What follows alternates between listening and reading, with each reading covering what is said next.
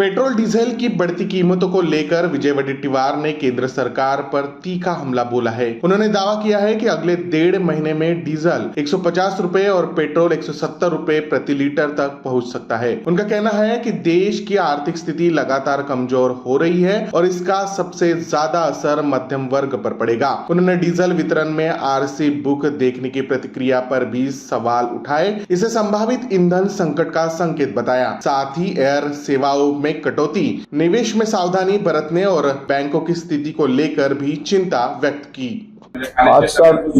5-7 काय टप्प्याटप्प्याने पुढच्या महिन्याभरामध्ये 1.5 महिन्यामध्ये 150 रुपये डिझेल झालेला दिसेल, 170 रुपये पेट्रोल झालेला दिसेल। कारण तेच ते काय सांगू आता, एकदा सांगितल्यानंतर ज्या पद्धतीनं देश चालवला जात आहे, हा देश खड्ड्यात टाकण्यासाठी चालवला जात आहे। देशातील गरीब माणूस, देशातील मध्यमवर्गीय माणूस हा मरणारच आहे। याला मारायसाठीच सरकार आलेलं आहे।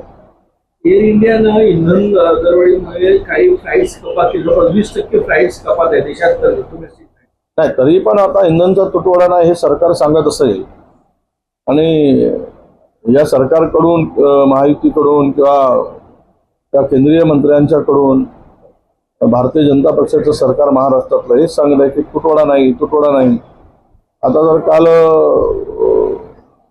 आरसी बुक पाहून डिझेल दिला पाहिजे ट्रॅक्टरचा, तर ट्रॅक्टर म्हणजे शेतकरी ट्रॅक्टर वापरतो कशासाठी? आता त्याला जर आरसी बुक पाहून जर द्यायला लागले, याचा अर्थ तुटवडा आहे हे मान्य करा। डिझेल पेट्रोलची आता फार मोठी किल्लत आहे आणि भविष्यातही होणार आहे। आता एअर इंडियाचे विमान 20% झाले, उद्या इथून अनेक विमानं नागपूरवरून रद्द होणार आहे। म्हणजे सगळीकडून कोणी करायची आणि पुढचे दिवस लॉकडाऊनच्या परिस्थितीसारखे दिवस आता लवकरच येणार आहेत।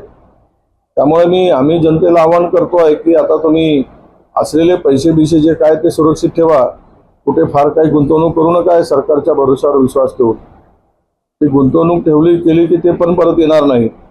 कारण बँकाही रिकाम्या केल्या आहेत, रिझर्व्ह बँक रिकामी केली आहे।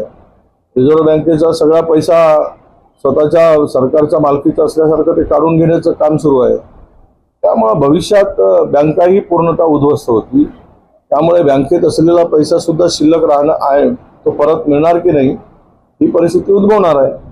मग सगळ्याच बाजूनं देश संकटात आहे, अडचणीत आहे आणि फक्त इव्हेंटवर त्यांनी आता पुन्हा भर दिला आहे। तुम्ही सांगितल्याप्रमाणे ते पुन्हा हे धार्मिक तेढ पसरवतील आणि लोक मरत आहेत त्याकडे यांचं लक्ष राहणार नाही, लोकांचा जीव जातोय त्याच्याकडे लक्ष राहणार आहे आणि सगळे मूलभूत प्रश्नावर पडदा घालतील।